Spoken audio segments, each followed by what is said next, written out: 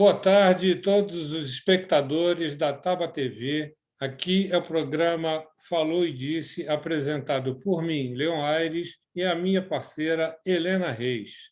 Hoje é dia 30 de julho de 2021 e é um dia muito importante para a Taba TV. Hoje a Taba TV vai ampliar o seu leque de atuação regional. Vamos criar um núcleo da Taba TV em Santa Catarina, esse belíssimo estado importante que tem riquezas significativas, tanto do ponto de vista geográfico e cultural, quanto humano. Hoje nós vamos conhecer, né, e conversar com a nossa representante da Taba TV em Santa Catarina, Ana Lúcia Silveira Machado. Ana Lúcia ela é atriz, locutora de rádio, já tem uma experiência muito grande nesse sentido.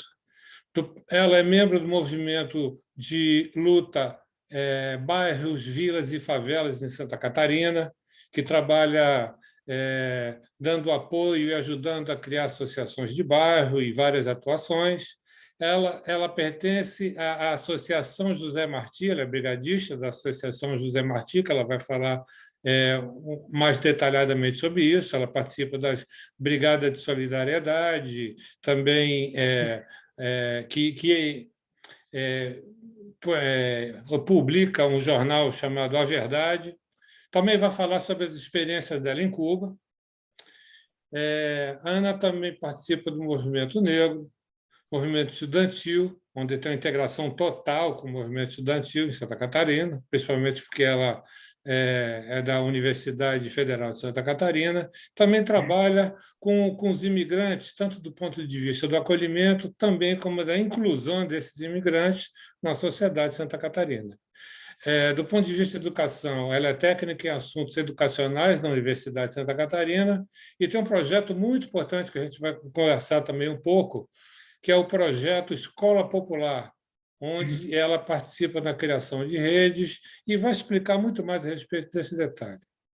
Poderia dizer que a Ana Lúcia, é uma conjunção de arte, política e humanismo, mas como o todo é sempre maior que a soma de todas as partes, é melhor apresentá-la como um todo. E aí, seja bem-vinda à nossa Taba, Ana Lúcia, é um prazer tê-la conosco.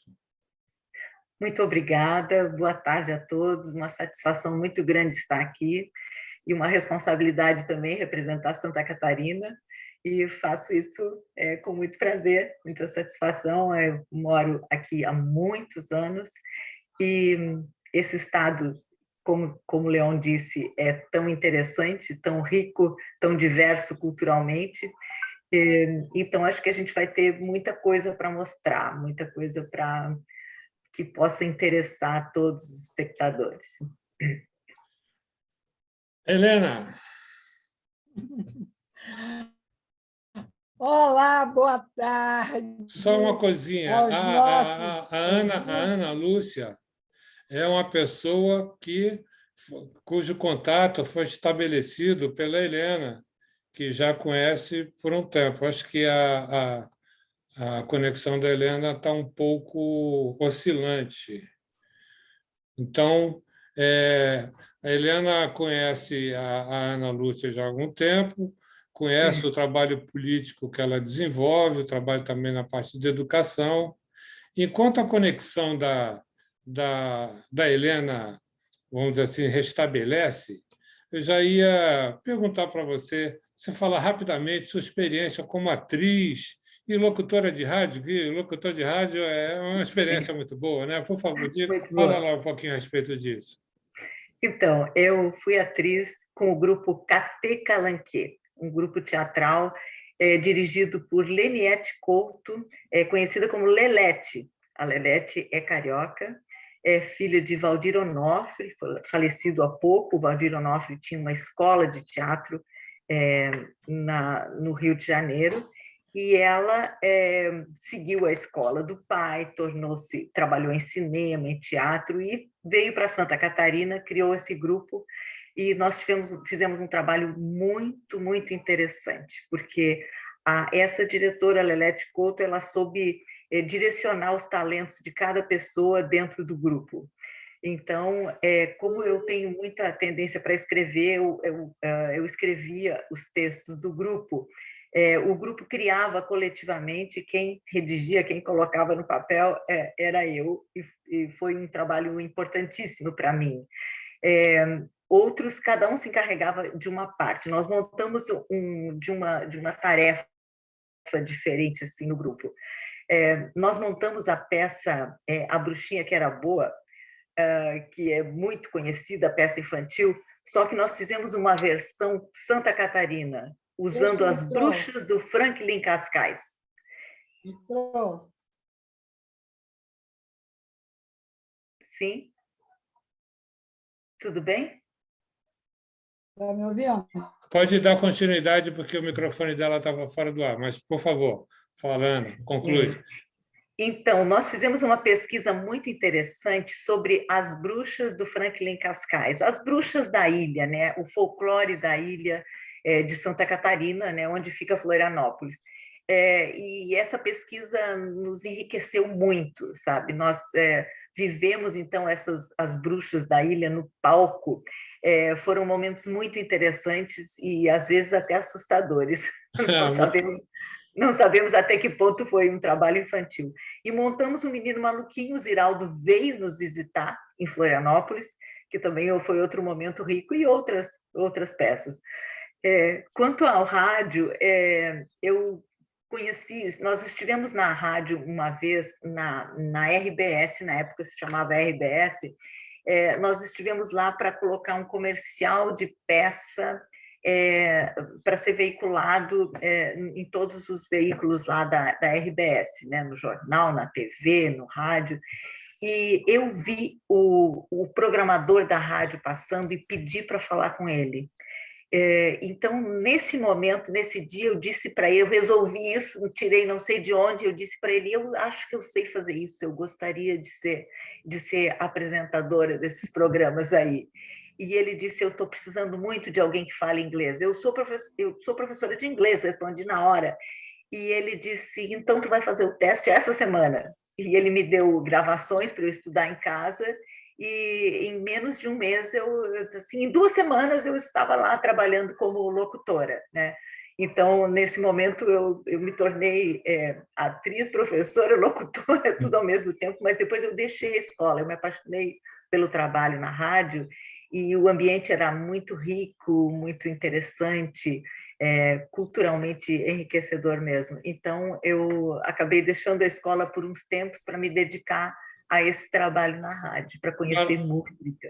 Maravilha. Helena, a sua conexão estava instável, então, durante esse período, eu perguntei para ela só com relação à experiência dela como atriz e na rádio também. Então, te passo a palavra para você fazer suas considerações e fazer uma pergunta, por favor. Claro. Então, olha, eu acho que ela já está. Seja bem-vinda, meio atrasada, né? Mas, Ana Lúcia, estou muito contente de tê-la aqui com a gente. E como você já foi super bem apresentada, eu acho que agora eu só vou reforçar essa apresentação. E uma coisa que eu gostaria de perguntar, você é especialista em educação para a diversidade. Eu achei isso o máximo. E vou te dizer por quê.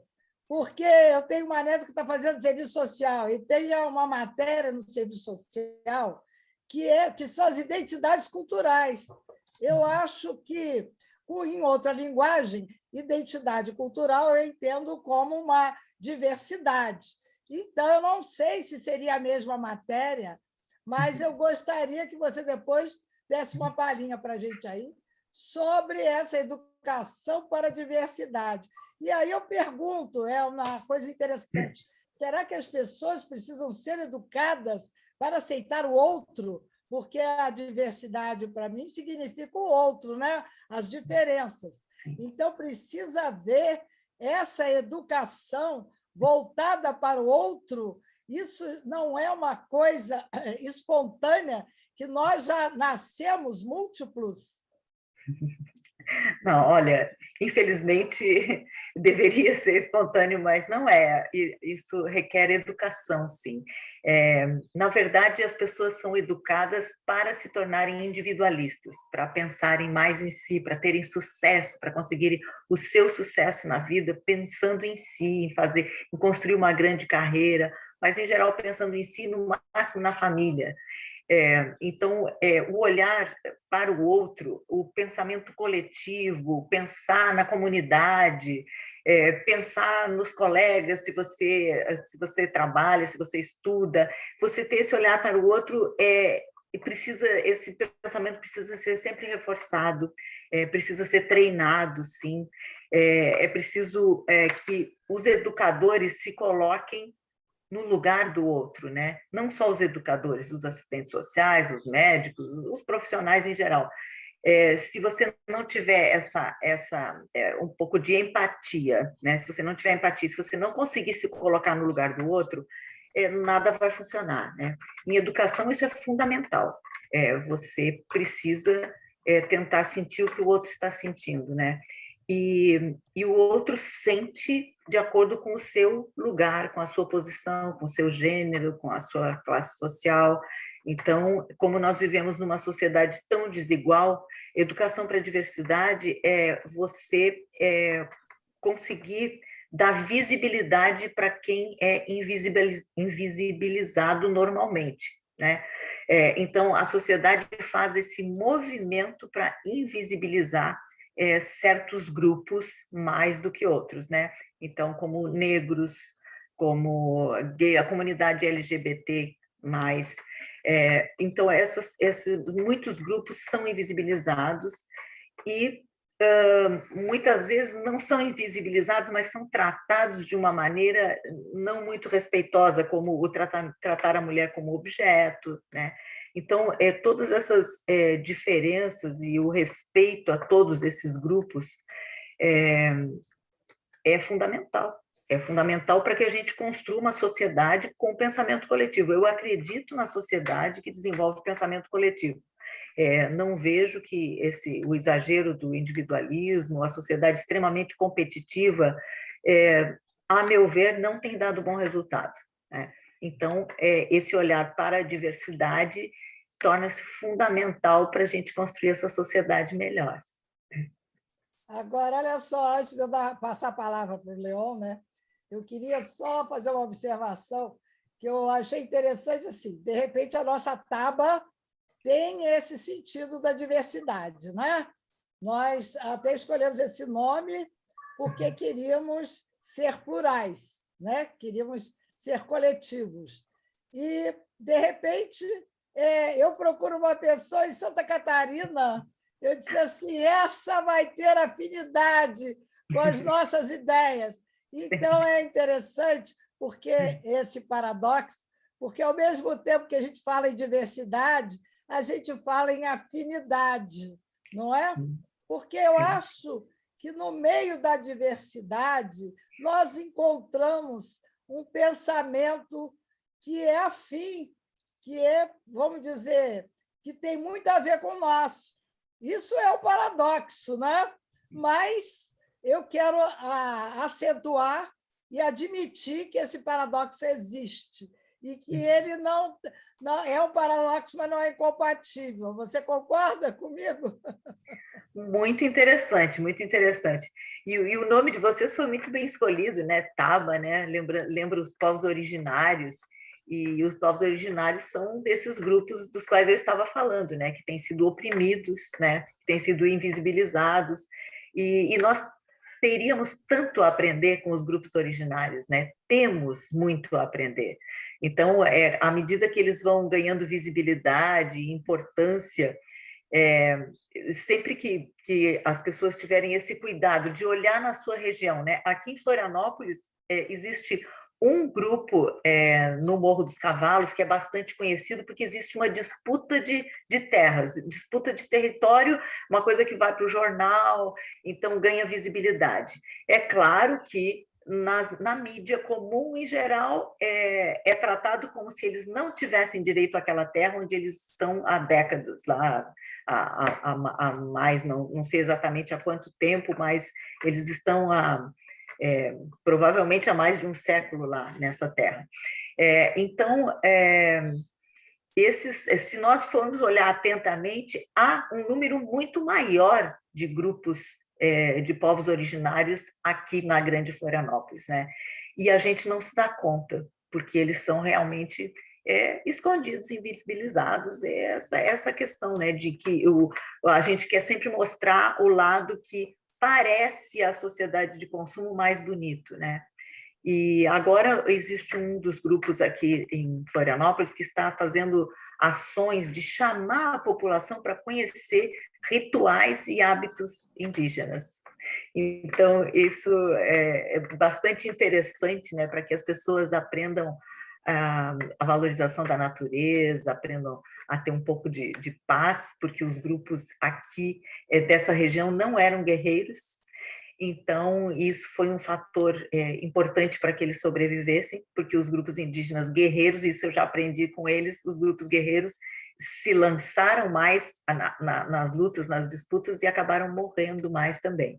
Então, são grupos assim bastante pacíficos, com rituais religiosos e muito interessantes, e tem atraído bastante a população local que consegue ficar sabendo que existe esse movimento. Ana, eu acho que seria interessante, a partir disso que você falou, a gente fazer uma pesquisa e trazer para os espectadores da Taba TV exatamente as características dos nossos povos ancestrais aí em Santa Catarina. O Brasil não tem 500 anos, o Brasil tem 500 séculos. Aquela mulher do Piauí que foi descoberta, ela tinha 50 mil anos, portanto, nós temos um passado aí que nem conhecemos direito. E como a Helena falou, a gente criou o nome Taba TV exatamente para poder fazer uma alusão a toda essa ancestralidade e um crescimento de uma cultura viva que, se a gente não mantiver, a gente vai perder ciência, medicina e vários hábitos culturais desses povos todos. Perfeito? Perfeito. Eu estou tomando aqui um chá, que dá para ver aqui mais ou menos. Esse chá é um chá de espinheira santa, que é algo que os índios usam há milênios e a gente descobriu há poucas décadas, né? Então, queria, em cima desse negócio da educação, e eu acho que você vai trazer uma experiência muito grande para a Taba TV, e eu queria me dirigir agora rapidamente aos espectadores da Taba TV para poder visitarem aqui o nosso site www.tabatv.com.br. Lá tem todos os programas que a gente já fez, tem algumas matérias e tem também um link para o nosso canal do YouTube. Você vai poder ver todos os programas que a gente já fez, estão lá no nosso site. E quando entrar no canal do YouTube da Taba TV, inscreva-se e dê um like. Então, Ana, essa questão da educação, eu sei que você tem um trabalho interessante, eu acho que seria importante a gente falar um pouco sobre ele, que seria também interessante a gente trazer isso para a Taba TV e, quem sabe, ajudar a proliferar, que é a questão do projeto da escola popular. Eu sei que já existe algumas redes, como em São Paulo, em Santa Catarina tem alguma coisa. Explica primeiro para a gente qual é a ideia da escola popular e por que, na verdade, a gente precisaria de uma escola popular. Bom, interessante a pergunta. Obrigada. A escola popular, realmente, muita gente fala que, puxa vida, mas o poder público, né? Os governos deveriam se encarregar da escola. Mas a gente constata, convivendo com a periferia, convivendo nos morros, nas favelas, a gente observa que boa parte da população não tem acesso ao ensino público. Aqui em Florianópolis, a gente tem algumas redes de ensino público, como em qualquer lugar, né? Rede municipal, rede estadual e rede federal, né? Até queria fazer uma ressalva, eu sou técnica em assuntos educacionais no Instituto Federal, e não na Universidade Federal. Ah, perfeito. Queira perdoar aqui o erro das minhas anotações aqui foram mal feitas. Os institutos federais formam uma rede, né? Nós temos uma rede de institutos federais, que é o ensino técnico profissional científico. Eram as antigas escolas técnicas, não é isso? Que mudaram de nome ao longo do governo Sim. Lula e Dilma, não é isso? Exato, só que essa rede foi ampliada e nós tínhamos tipo 100 e poucas escolas e hoje nós temos mais de 600 escolas no Brasil, sabe? E elas são muito bem equipadas e elas estão tentando, elas estão fazendo um trabalho de atender a comunidades de uma maneira assim, as universidades atendem nas capitais, e a rede de institutos federais abrange o interior, abrange fronteira, abrange muitos outros espaços, né?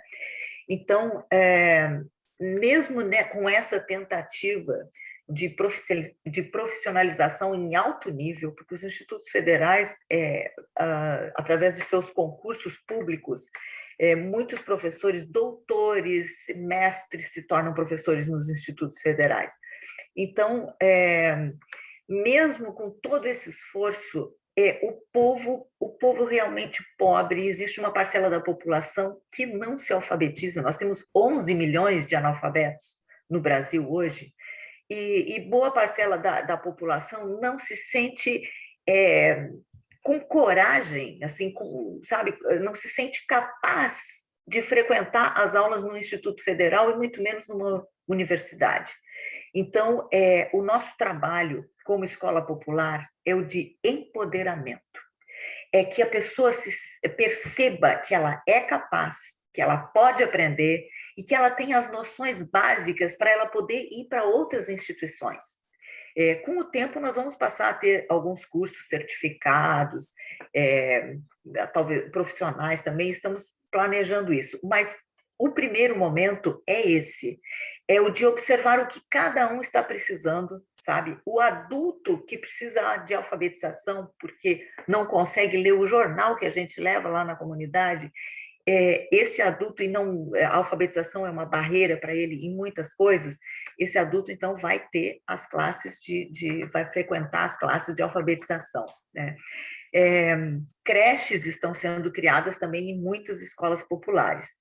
Eu, de minha parte, vou me dedicar mais a essa parte, a alfabetização de adultos, ao trabalho de empoderamento, para que as pessoas se sintam fortes. Eu já realizei esse trabalho com grupos de mulheres, inclusive em presídio, e é muito interessante quando você começa a dar acesso às pessoas a coisas que elas podem aprender, que elas podem criar, elas vão se sentindo valorizadas.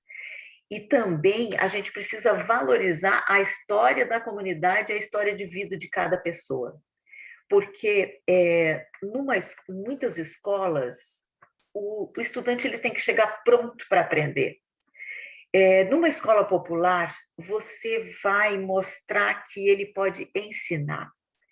O estudante, ele sempre tem muito a ensinar, ele tem uma história de vida, ele tem as coisas que ele já está aprendendo na vida. Na escola popular, então, o adulto que chega, ou o adolescente que frequentou uma escola e para ele não deu muito certo, ele vai poder se revelar, vai poder mostrar os seus talentos. Então, a gente vai trabalhar com muita atividade cultural e fazendo esse trabalho de valorização das vidas das pessoas, dos saberes que eles trazem para a escola, né? Eu estou vendo um Paulo Freire aí por trás dessa ideia.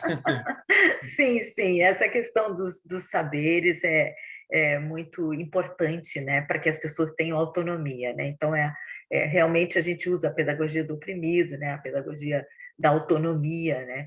E a ideia é essa, é que eles se sintam valorizados, poderosos e possam, então, enfrentar o mundo por aí, sabe? E pensar em frequentar um instituto federal, uma universidade, fazer primeiro o EJA, fazer o Enem. Então, nós vamos fazer toda essa parte, né, de preparação para o Enem, para os grupos que precisarem. Então, vamos dar esse reforço, né, para que as pessoas possam frequentar outras instituições. Eu vou dar uma certa, antes de passar para ela, só para poder a gente dar um entendido, até para poder passar para os nossos espectadores da Taba TV, que, na verdade, a escola popular, o objetivo dela é ser o primeiro encontro do cidadão com o conhecimento consigo próprio, para poder aí ele dar uma deslanchada e conseguir, na verdade, ter um aproveitamento maior nas outras escolas, seja lá onde for. Mas ter uma base assim é fundamental, né? E por isso acho que o método Paulo Freire tem uma atuação muito boa, e é nesse sentido que vocês estão atuando, e é importante também por causa do analfabetismo funcional. Então, é interessante você, desde o começo, está aprendendo, mas está não simplesmente aprendendo aquela disciplina, aquela questão em geral, mas esse conjunto como um todo, perfeito? Que te contextualiza, não é isso? É isso mesmo, tu expressaste muito bem. São os letramentos, né, os diferentes letramentos. Então, o letramento não é você apenas estudar as letras e ver o que elas estão significando, você tem que levar a uma leitura de mundo, né? Então, a pessoa aprender a ler a si mesma e aprender a ler o ambiente, a fazer leituras estéticas das paisagens, ou de todo o ambiente, material e imaterial, fazer a leitura da sociedade, né? Então, são leitura de mundo. Você vai adquirir alguns conhecimentos que você vai construir junto com o professor, e você vai, então, passar a fazer as suas leituras com autonomia, com condições de interpretar o que está acontecendo na sociedade à sua volta, né? Pois Isso é é. muito importante para que as pessoas desenvolvam, entendam a importância da participação política, né? Porque se a pessoa não estiver fazendo a leitura da sociedade, se a pessoa não estiver entendendo qual é o meu papel, quais são os meus direitos e por que eu vou lutar, a participação política não vai acontecer, né? E um país onde as pessoas não são conscientes da sociedade, não tem consciência social e política, tende a fracassar. Helena, eu acho que a Ana vai dar uma contribuição enorme para a Taba TV. Com Já está começando a certeza, dar, não é Leon. isso? Por favor, Helena. Eu não tenho dúvida disso. Mas olha só, nós chamamos uma pessoa lá em Santa Catarina no momento que Santa Catarina, por outras razões, está em evidência, né? A questão do clima. Então, olha, não sei quantas cidades, né? Essa noite, essa madrugada, chegou abaixo de zero. E eu queria que a Ana nos desse uma palhinha sobre o estado de Santa Catarina. E outra coisa, né, Ana, que eu acho muito importante. Nós aqui, no Rio de Janeiro, estamos na região sudeste, a gente tem a impressão que Santa Catarina tem um padrão de vida altíssimo, um índice de IDH também muito alto, e, de repente, assim como professor, porque eu também sou professora, então a gente aprende, quando pretende ensinar, a gente está mais do que aprendendo. Então, também esse métier, ou essa função de entrevistador, nos faz adquirir muito conhecimento e aprender muito com os entrevistados. Então, eu gostaria de aprender várias coisas sobre Santa Catarina, e os nossos ouvintes e espectadores também vão querer saber sobre este frio e sobre as várias coisas que você pode nos ensinar, e até pensamentos errôneos que nós podemos ter, ou equivocados. Sim. Bom, nós teríamos muito a conversar sobre Santa Catarina. Daria um programa específico só sobre Santa Catarina, mas dá para dar uma palhinha, assim. Claro. Sim, é um estado de imigração, né? Sempre foi um estado de imigração. Existem muitas colônias, né, que se desenvolveram e se tornaram grandes cidades, com a vinda de alemães, de italianos, de poloneses. Então, isso faz com que o estado tenha uma cor, tenha cores interessantes, né? Existe o atrativo do litoral, o litoral em Santa Catarina também é muito bonito. Assim, Santa Catarina realmente tem um IDH alto, é um estado de padrão financeiro bastante alto. É claro que se você for analisar, cada região é diferente, se você for analisar em cada cidade, existem os contrastes. Nós vivemos numa sociedade que realmente não prima pela igualdade, né? Então, nós temos um bom padrão, mas Florianópolis, por exemplo, é a capital e tem moradores de rua, e tem bastante, né? Então, a gente não pode deixar de ver que existe essa desigualdade e tentar melhorar isso, né? Tentar agir no sentido de como podemos fazer essa sociedade melhor. Mas o Estado, sim, é muito interessante, e é tão interessante que tem recebido levas de imigrantes atualmente também, porque a imigração hoje é um fator importante no mundo. Então, aqui em Santa Catarina, nós temos muitos haitianos, em Florianópolis, no interior, na região das indústrias dedicadas das indústrias de suínos, né? Então, nós temos os grandes produtores, Sadia, Seara, nessas regiões no oeste, onde existem essas indústrias, há uma imigração muito grande, e em Florianópolis também, e assim nós temos, eu acredito que é muito interessante integrar o imigrante à vida da sociedade para que ele traga as riquezas do seu país para nós, né? Os haitianos com quem eu tenho convivido são pessoas interessantíssimas, eles têm uma riqueza cultural imensa. O Haiti foi o primeiro país a declarar a libertação dos escravos. O Haiti é um país onde eles têm um nível cultural, eles se dedicam muito à poesia, eles são, o que eu tenho encontrado um número grande de poetas e tenho levado para a escola em muitas atividades esses artistas, músicos, poetas, para mostrarem para nós a riqueza cultural do Haiti. Então, esse enriquecimento que as sociedades podem ter com os imigrantes, às vezes não é encarado assim, sabe? Como educadora e como pessoa que procura levar essa ideia de termos sensibilidade para o outro, como a Helena estava falando um pouco antes. Então, eu fico muito atenta a essas pessoas, e sou professora de línguas, então fico muito atenta às línguas, e os haitianos, muitos deles falam muitas línguas. Mas boa parte da sociedade acha que eles podem atrapalhar, que eles estão tomando os empregos dos brasileiros, então existe, e eles são negros. Então, outra coisa que se observa também é que quanto mais negra a pessoa, maior é o preconceito que ela vai sofrer, né? Então, existe essa tendência ao branqueamento para não ficar para não ser tão discriminado. Essa tendência existe na sociedade.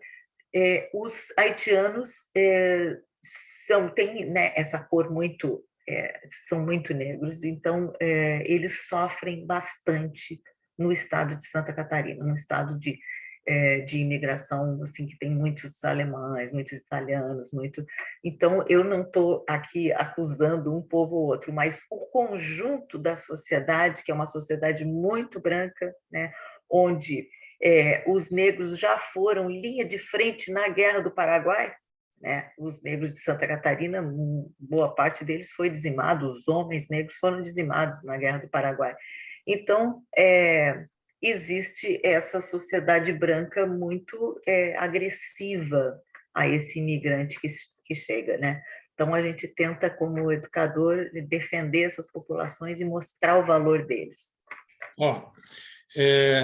Enquanto a gente vai estar falando aqui, a gente vai falar sobre alguns assuntos, vai dar continuidade, eu vou transmitir aqui, a gente vai colocar no ar também algumas imagens interessantes que a Ana Lúcia trouxe aqui para a Taba TV e a gente vai incluir nesse vídeo. Então, Ana, eu queria minha internet está meio instável, mas já melhorou. Eu queria ver o seguinte, voltando a essa questão da educação, entendeu? E do projeto da escola popular, ela remete a uma questão interessante que a gente conversou, que é, na verdade, você conseguir inserir as pessoas no processo educacional, não é isso? Isso. Sim. Ou seja, no fundo, a escola popular ela está provendo algumas coisas que o Estado não dá, não é isso?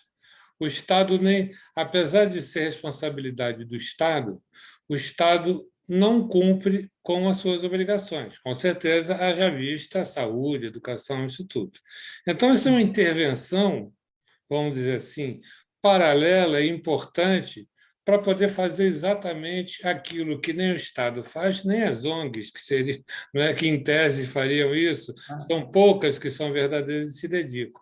Então, nesse sentido de você prover de coisas que aquela população não tem, eu queria que você me falasse da sua experiência na Associação José Marti, que é uma associação cujo objetivo, me parece, que é também, vamos dizer assim, dar este apoio, esse acolhimento, oferecer coisas que o Estado não fazendo, os brigadistas dessa associação José Marti cumprem muitas vezes esse papel. Não está substituindo o Estado, mas está fazendo algumas coisas que o Estado não faz e que seria didático eles também saberem que são direitos deles.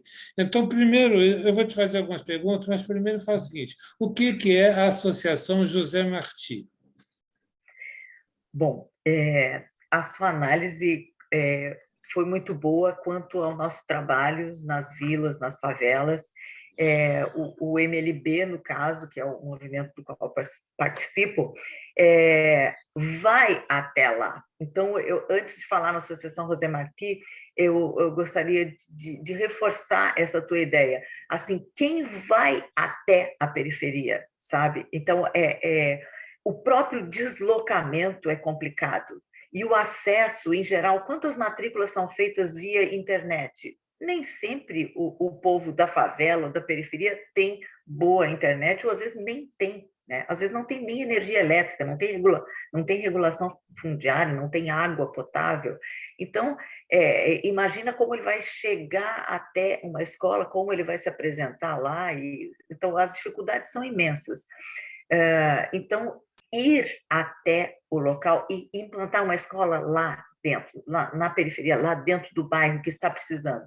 Isso é um movimento diferente que os governos não têm feito. Não têm feito com educação, muitas vezes não tem nenhuma, não tem feito na saúde e na cultura. A cultura não vai até lá e nem a cultura do bairro vai para outros pontos da cidade. Então, esse movimento de ir até lá e prover realmente o que não está acontecendo. Agora, quanto à Associação José Marti, realmente é uma associação de solidariedade, só que é voltada para Cuba. Para as questões de Cuba, é a Associação Cultural José Marti de Solidariedade a Cuba. Essas associações existem no mundo inteiro. E nós, no Brasil, temos muitas, algumas muito fortes, como no Rio, em Porto Alegre. Em Santa Catarina, nós temos também a nossa Associação José Marti de Santa Catarina, que tem sido bastante atuante. Alguns dos nossos dirigentes têm organizado brigadas sul-americanas, e nós também enviamos brigadistas, né? Porque as associações José Marti estão associadas ao ICAP, Instituto Cubano de Amistad por los Pueblos. Os cubanos, eles têm essa coisa do movimento para fora, da amizade, né, da solidariedade. Então, as associações José Marti têm esse contato para saber o que o povo cubano está precisando. Nós também queremos conhecer Cuba e queremos apoiar Cuba no que Cuba precisa. O maior apoio a gente não pode dar é que tirar o bloqueio. Cuba é um país bloqueado, economicamente, bloqueado comercialmente. Então, esses bloqueios realmente são o maior problema de Cuba para o seu desenvolvimento. Porque o que depender de dedicação, o que depender de solidariedade, o que depender de trabalho em grupo, o que depender de trabalho coletivo, eles fazem. Sabe? A ilha é pequena, né? O solo tem suas limitações. Então, as associações José Martí fazem esse contato e grupos de brigadistas vão até lá. Só que a maior surpresa, em geral, além de eu ter ido numa brigada, como a Helena já esteve em brigada também, todas as pessoas com quem eu converso, a grande maioria diz o seguinte: eu fui tentando ajudar Cuba em alguma coisa e foi Cuba quem me ajudou. Porque o aprendizado em Cuba é muito grande.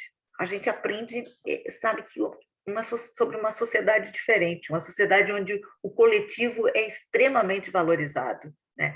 Então, ninguém decide nada sozinho. Eles têm os grupos nos bairros que vão conversar sobre os problemas de cada grupo comunitário, e a partir dali eles vão eleger os seus representantes, que vão estar depois na Assembleia Municipal, e dali vão partir para a Assembleia Nacional. Então, é tudo muito discutido, tudo muito conversado, né? É um lugar onde não se faz política com dinheiro, sabe? Isso é uma grande surpresa, a gente custa entender como funciona aquilo, como política sem dinheiro. Não é política sem dinheiro. A pessoa, para se eleger a qualquer cargo, ela vai ser votada pelas ideias, ela vai ser votada pelas ideias do grupo que a está lançando como candidato.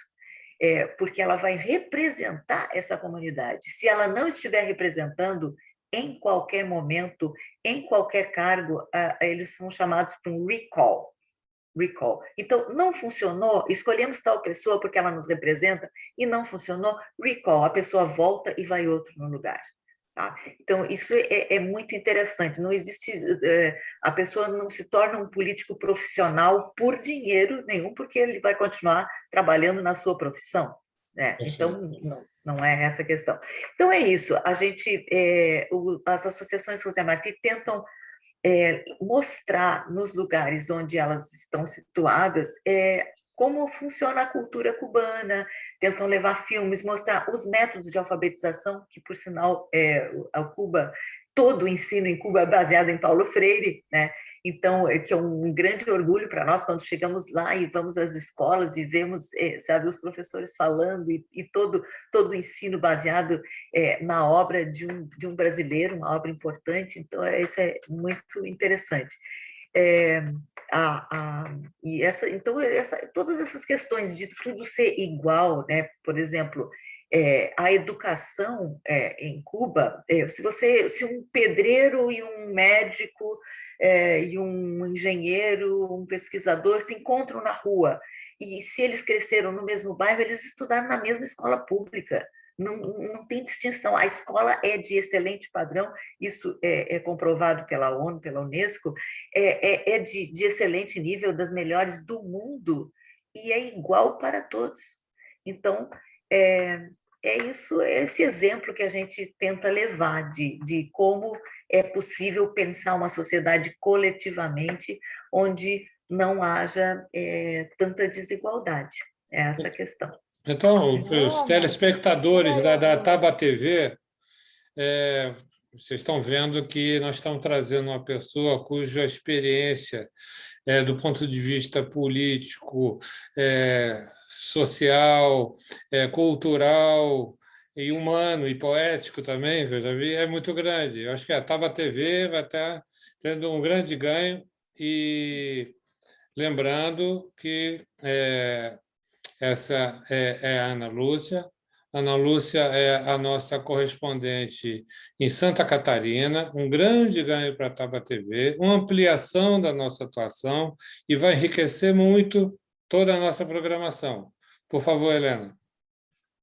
Eu só queria complementar o que a Lúcia estava dizendo, a Ana Lúcia, porque quando ela fala da solidariedade cubana, eu só queria fazer um link com essa solidariedade cubana, que o Brasil pouco sabe, porque os meios de comunicação não divulgam isso a contento, se falar en passant, mas é nas tragédias climáticas que Cuba manifesta acho que a maior solidariedade que qualquer país do mundo manifesta.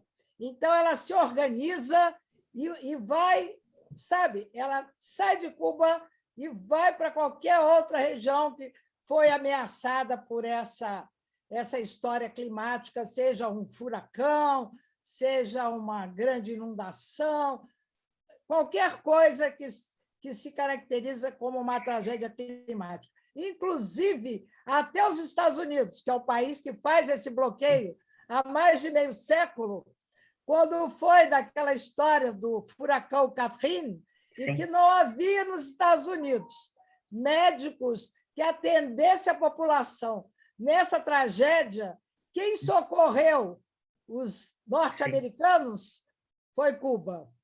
Eu queria que você corroborasse essa história aí com os nossos... Acrescentando só uma coisinha. Aqueles bombeiros que estiveram lá no World Trade Center, na época das Torres Gêmeas, quando foram derrubados, alguns ficaram com problemas pulmonares sérios e foram abandonados, assim como o americano, de vez em quando, abandona seus soldados depois que voltam da guerra e eles ficam lá solitários. Foram abandonados e eles se curaram em Cuba. Foram para lá e os cubanos acolheram aqueles bombeiros e trataram. Por favor, Ana. Então, há outro exemplo também. Houve um momento em que Cuba se deu conta que havia um grande número de pessoas em toda a população da América Latina com problemas visuais, precisando de cirurgias e outros tratamentos oftalmológicos. Então, Cuba resolveu mandar grupos de médicos a todos os países que aceitassem para fazer esses tratamentos, para fazer cirurgias e tudo o que precisassem.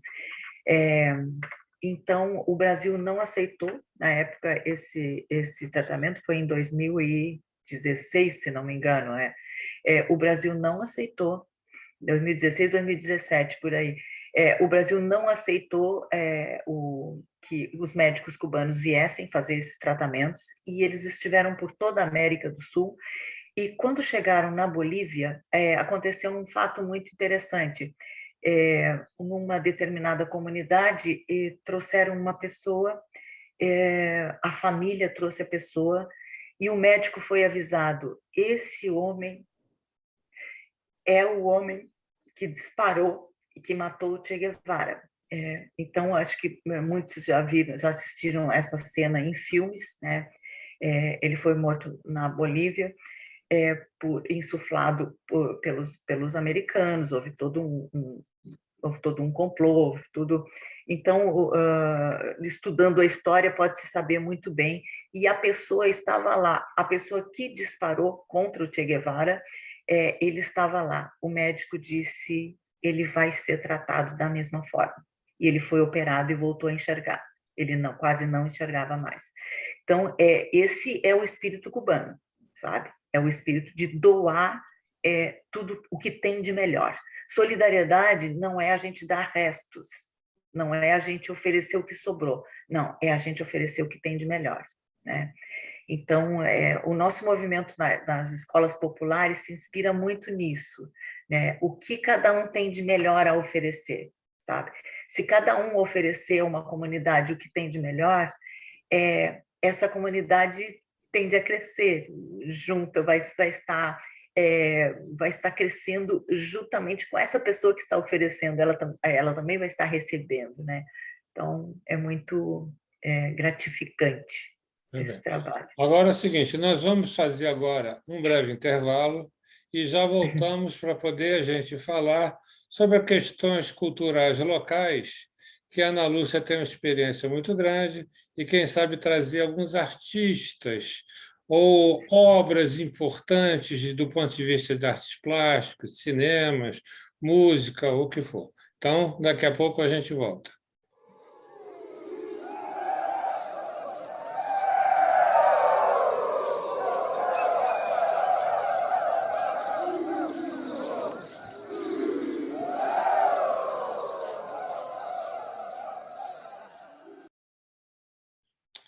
Estamos de volta aqui no programa Falou e Disse, com a Helena Reis e eu, Leon Aires. Estamos entrevistando a nossa correspondente, a nossa Taba TV em Santa Catarina, Ana Lúcia Silveira de Machado, Ana Lúcia, como nós chamamos ela aqui intimamente.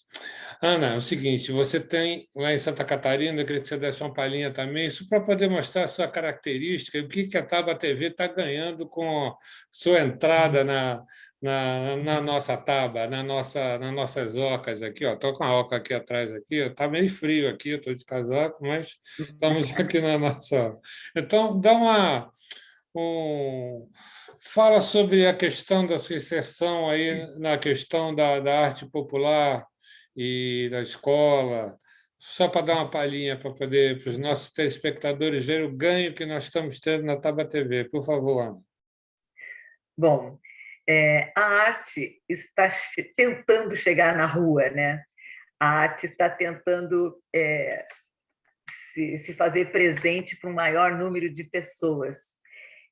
Na verdade, a arte aqui em Santa Catarina ela está bem dentro dos museus, dentro das galerias, os vernissagens são fechados para grupos seletos, mas a arte em Santa Catarina tem grandes expoentes, e eles, na verdade, não querem que a coisa aconteça assim, né? Eles querem chegar mais ao povo, eles querem ser mais vistos, né?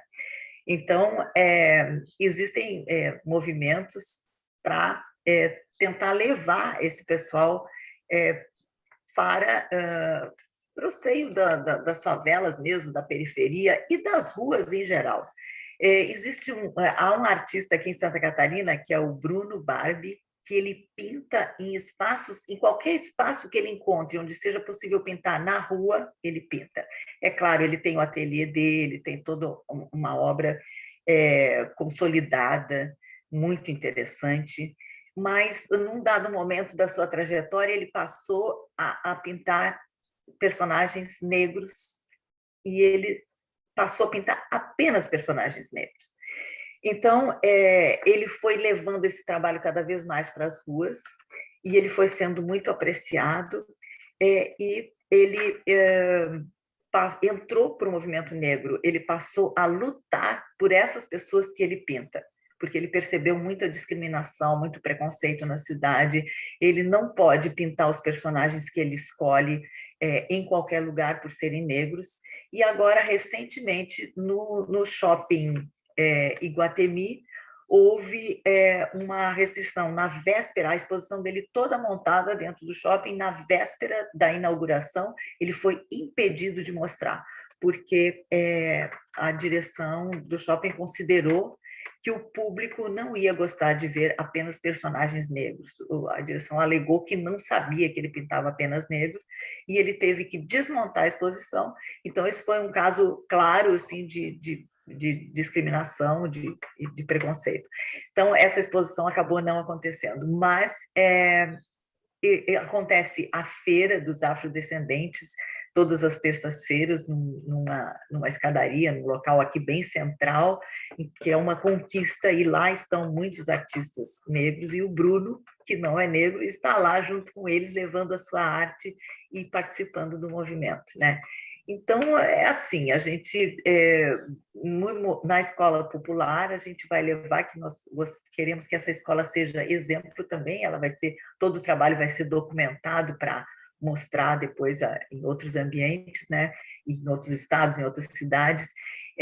Nós vamos levar muitos dos artistas com quem nós convivemos em outros espaços, em espaços ditos nobres, nós queremos levá-los para a escola popular, para fazerem oficinas e para mostrarem o seu trabalho lá e fazerem trocas, né, com a comunidade. Aliás, existe um artista aqui em Florianópolis, o Denilson Antônio, ele dirige toda a atividade de arte e educação do Museu Assis. O Assis é um grande personagem das artes plásticas catarinenses, já é falecido, mas existe um museu, então, criado pelas filhas dele, e nesse museu trabalha o Denilson Antônio, que ele faz um trabalho de arte e educação, e ele leva às escolas públicas a mensagem do Assis, as técnicas que o Assis usava, e as crianças aprendem, então, e passam a desenvolver um trabalho de releitura da obra do Assis e de utilização de técnicas que o Assis também usava. Então, esse já é um exemplo de um trabalho de uma pessoa que está conseguindo levar a arte para outros tantos ambientes, democratizar o acesso. Muito bem. Nós estamos chegando ao final do nosso programa. Mais uma vez, visitem o nosso site databatv.com.br. Lá você vai poder entrar no nosso canal do YouTube. Vá lá, inscreva-se, dê um like. E lá no site do Taba TV, você vai poder ver todos os programas que já foram realizados pela Taba TV. O programa Falou e Disse, o programa Mulheres de Luta e Resistência, e alguns programas sobre saúde também, sobre saúde vegetariana e assim por diante. Então, visite o nosso site. Helena, eu acho que a nossa convidada e a que já incluímos na Taba TV foi um sucesso hoje. Essas palavras finais, por favor. Certeza. Diga lá. Tenho certeza disso. E eu quero agradecê-la, né, essa participação maravilhosa, com esse poema final tão interessante, né? E vamos ver que em breve, muito em breve, ela vai começar a atuar, hein? É isso aí que nós estamos esperando e é isso que os espectadores poderão esperar daqui para frente. Muito obrigada, hein, Ana Lúcia? Ana, a Helena já deu um spoiler aí, mas eu não vou falar para vocês do que ela está dizendo, não. Daqui a pouco vocês vão ter uma surpresa. Ana, por favor, suas palavras finais, seja bem-vinda à Taba TV. Agora você não está mais falando como convidada, você já está falando como membro da nossa equipe. Por favor, fale para os nossos espectadores da Taba TV. Gente, muito obrigada por esse momento e muito obrigada pelo convite. Então, eu estou feliz por poder fazer isso, por poder levar imagens e poder levar o trabalho de Santa Catarina para outros ambientes. Então, é uma satisfação muito grande trabalhar com vocês, Helena, Leon, pessoas maravilhosas, e uma satisfação grande poder divulgar as belezas e riquezas de Santa Catarina e os problemas também que vão junto no balaio, poder levar para tantos outros telespectadores que vão estar conosco. Muito obrigada, gente. Então, é o seguinte, você que não é de Santa Catarina vai ter oportunidade de conhecer melhor Santa Catarina do ponto de vista humano, artístico, político, educacional, com a nossa Ana Lúcia Silveira Machado. Ana Lúcia, né? Nós chamamos de Ana Lúcia, vai ser a nossa... E você, que é de Santa Catarina, vai ter a possibilidade de se ver representado na Taba TV e poder veicular o que é Santa Catarina para todo o Brasil dentro da Taba TV. Lembrando que a Taba TV é assistido no Brasil, em Portugal, na Inglaterra, não é isso? E nos Estados Unidos também. Temos pessoas que um dia tentaremos trazer como representante nosso, em breve em Portugal também. Então, eu agradeço a nossa audiência.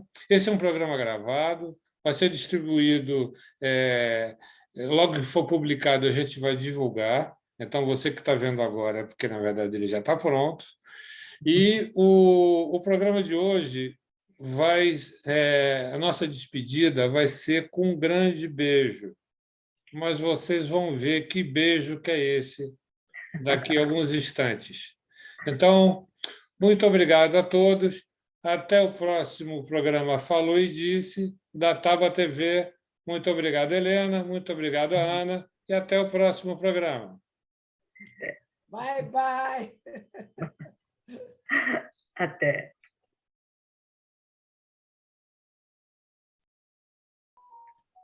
Eu voto em beijos escandalosos, voto em amores despudorados, porque o beijo está em minha alma subterrânea e ele quer brotar sem vergonha, ao lado de todos os girassóis, margaridas, flores de lótus, miosotes. Sempre gostei do nome dessa flor. E agora, o meu beijo escandaloso vai estar ao lado dela, para dizer que existe, para dizer que pode beijar de qualquer jeito, deitado, de pé, no banho, no asfalto, no esgoto, na casa daquele que não tem casa, na ocupação daquele que nunca conseguiu ocupar lugar nenhum, porque o beijo é digno, porque o escândalo é necessário. E agora o meu beijo vai dar trabalho. Trabalho no campo, trabalho na roça, na vila, no barraco, debaixo da ponte, na ponte aérea, na Assembleia, na Câmara, no Planalto. Meu beijo vai voar bem alto, e o meu beijo no teu beijo vai escalar os picos da dignidade e do respeito, e vai instalar justiça. E todos os beijadores serão normais. Beijo justo para todos, e todos serão iguais perante a justiça do beijo.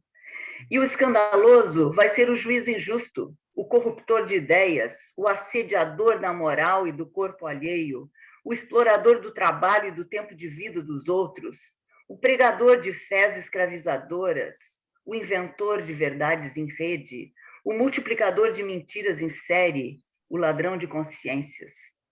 E assim, o beijo escandaloso vai ser normal, vai ser condecorado, vai ganhar o Nobel dos gays, o Nobel das lésbicas, das trans, das putas, dos caras que tiveram que tirar alguma coisa de alguém para comer, dos guris que acharam que o tráfico poderia ajudá-los mais que a escola e morreram adolescentes, dos mortos pelo exército e pela polícia sem explicação e nunca alguém lhes soube o nome, a dor da mãe, a identidade do matador. Esses todos o beijo vai vingar, vai brotar no Planalto, juntando as cores de todas as bandeiras dos que sabem respeitar. E ele vai tomar os espaços, ele vai se capacitar para escandalizar mais que os bancos estrangeiros, mais que as multinacionais, mais que a justiça injusta, mais que os seduzidos pelo Lawfare, Times Square, Business Fair, Disney World, porque a conjunção vai ser de língua na língua, de consciência na consciência, e o world vai ser o mundo inteiro, porque o beijo vai poder conversar com a China e com Moscou, com Venezuela, com Mercosul, com Washington e com Cuba, com London e com a Nicarágua. E vamos precisar de toda a água do aquífero para saciar a nossa sede de beijo. Ninguém mais põe a mão nesta água, porque o beijo precisa dela para sobreviver. E assim, na dimensão mais espiritual de todas as campanhas, nós vamos escrever com batom, na Constituição de 88, o beijo é livre, o beijo é de luta, o beijo é de todos e com todos. Cumpra-se este documento a partir da data de sua publicação. Bem-vindos à República do Amor.